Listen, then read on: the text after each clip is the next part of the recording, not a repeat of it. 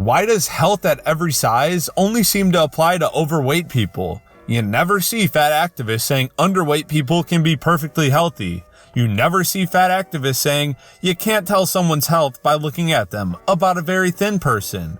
They rail against thin models, actresses, and celebrities on the basis of judging thin women's health by looking at them and making all kinds of assumptions about whether or not they're using drugs or have eating disorders.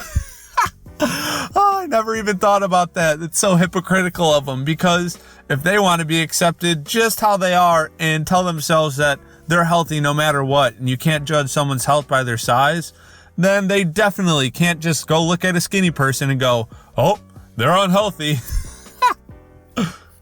What's going on, Modern Chodes? It's your boy Long Neil, back again with another new video, and in today's video we're going over the hot post from r/FatLogic. Let's get into it. Hot take: is an overweight person, fat acceptance, and body positivity are not the same. Fat acceptance is toxic. Fat acceptance is encouragement of an eating disorder. Fat acceptance is detrimental.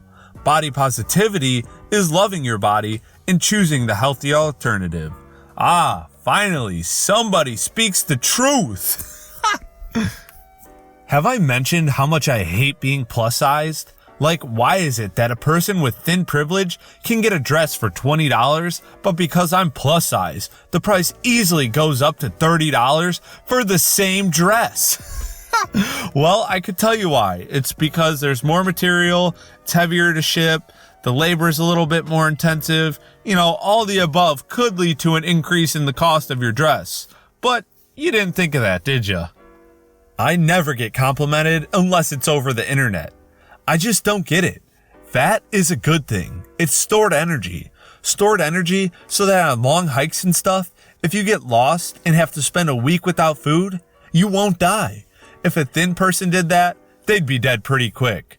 Big people are secretly underappreciated badasses.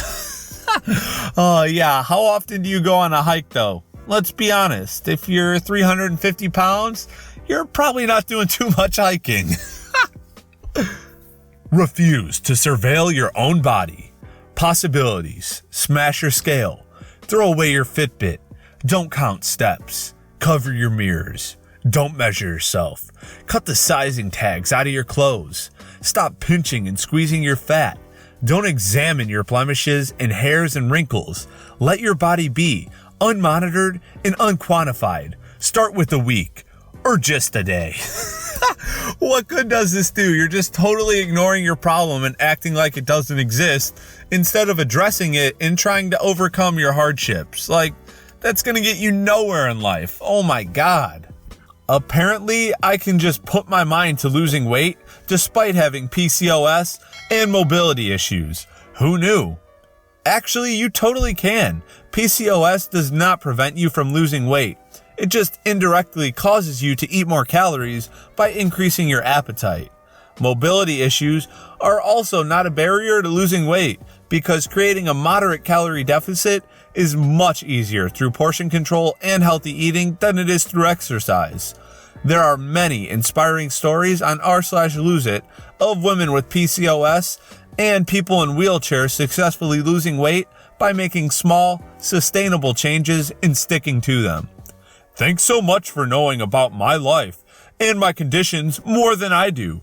Just because some things work for other people does not mean you can come tell me what's what with my body.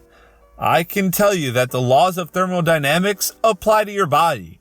PCOS is not some kind of unknown magic. You might as well be saying, well, who are you to tell me that my body can't produce wings to fly around? All bodies are different. The same science applies to everyone. Do you have PCOS or painful mobility issues? If not, go F yourself. You do realize that medicine doesn't work for everyone the same, right? Yes, I have PCOS. Oh, bet he wasn't expecting that. Losing weight on PCOS works the same with or without medication. There is nothing about unmedicated PCOS that prevents weight loss. Of course, you can go on thinking that the laws of thermodynamics don't apply to some people, but I don't know why you would. The thing about the laws of our reality is that they keep on working whether or not you believe in them. Oh, this is so awesome. This person is just saying, I have PCOS, which means I have no chance at losing weight, which obviously has been proven wrong. And then they're arguing at this person who has PCOS, but they didn't know it. Oh, and then when he calls them out, they go, oh, and don't have a response. I love it. A recent study showed that over 40% of people agreed that it would be worse to gain 25 pounds during social distancing than to become infected by COVID-19. But tell me again about how you're losing weight for health. Yeah, you lose weight to get healthy. What's so hard to understand about that? And I could also see how some people would rather get COVID than gain 25 pounds because, the death rate for COVID is very low, basically non-existent if you're healthy and you're young.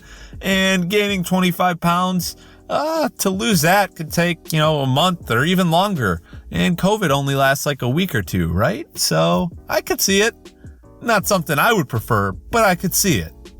Like the whole world is using a global pandemic to attack fat bodies, using quarantine as a way to micromanage movement, grocery shortages as a way to restrict calories and demonize food, social distancing as a way to avoid parties and people where overindulgence may take place. I've seen and heard countless people remark how afraid they are to gain COVID-19 15, more than anything else in the reality we're currently living. This further isolates, stigmatizes, and oppresses fat folks who are perhaps at even more of a risk in a health crisis than our thin peers. Whoa! Somebody's admitting that they're more at risk for being fat to catch COVID than they are if they were skinny. That's a big step. Already, we have a huge fear of the medical industrial complex where providers dismiss our symptoms, refuse to treat us, or provide us with less medical education. We're statistically more likely to work in low-earning jobs, which have been the first to go in this new economic reality. We're more likely to be poor and have less ability to stock up or even access to grocery options. We're more likely to already be socially isolated, and in a world of social distancing, this can be crushing, and people of size are more likely to have anxiety and depression. I don't understand the whole point of this. You're basically just admitting that being fat sucks. There are many people who have been to what feels like hell and back in their bodies. Glorifying and celebrating weight loss is violent to all of us, but especially to those who are discriminated against due to their body size. Oh my God. Glorifying and celebrating weight loss is violent. It's violent to celebrate somebody losing weight and getting healthy. Yeah, totally makes sense. Sure. You can eat less calories, but still eat terrible food and not lose weight. That's untrue. If you consume less calories than you burn, you're gonna lose weight. Yeah, that's why some skinny people eat like crap, but only do 2 meals a day and keep on being skinny. It's not healthy though. You think if you're eating burgers and fries for your meals at 1,500 calorie deficit, how are you losing weight? You're eating like crap. That's not how it works. You have to eat cleaner than you were before. This doesn't mean totally clean, but you cannot eat like crap and lose weight because you aren't eating as much. There's fatty foods high in sodium. Those cause weight gain.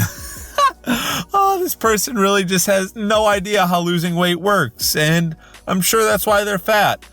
But to be fair, sodium can cause weight gain, but it really is just water retention that you would just sweat out if you exercised or peed or whatever. And yes, you're always going to lose weight if you're taking in less calories than you're burning. It's simple. Now, you might not be getting all the micronutrients eating the burger and whatnot, but, you're going to lose the weight. All right, Mater Chodes, that's it for the hot post from r/FatLogic. If you enjoyed the video, please make sure to give it a big thumbs up. Don't forget to subscribe and turn on notifications. And of course, share this video with your friends. Till next time, peace.